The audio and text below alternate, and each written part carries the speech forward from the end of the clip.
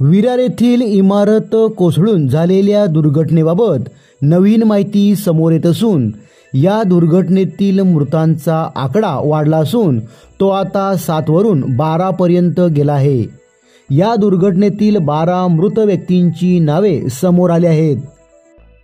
वसई विरार महापालिका आयुक्त मनोजकुमार सूर्यवंशी यांनी घटनास्थळी भेट देऊन उपस्थित एनडीआरएफ टीम, अग्निशमन कर्मचारी यांच्यासोबत बचाव कार्यासंदर्भात विविध बाबींवर चर्चा करून लवकरात लवकर बचाव कार्य पूर्ण करण्याच्या सूचना दिल्या।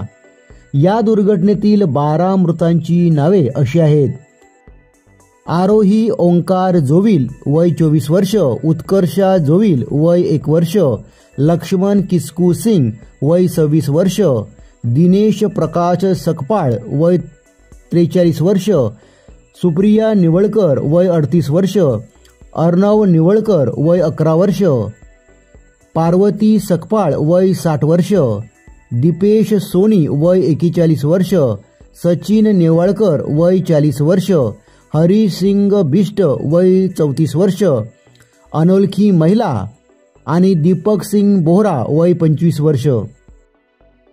बचाव कार्यात महानगरपालिका प्रशासन सर्वतोपरी प्रयत्नशील असून दुर्घटनाग्रस्त नागरिकांना महानगरपालिकेकडून सर्वतोपरी मदत करण्याचे आदेश आयुक्तांनी महानगरपालिका अधिकाऱ्यांना दिले आहेत।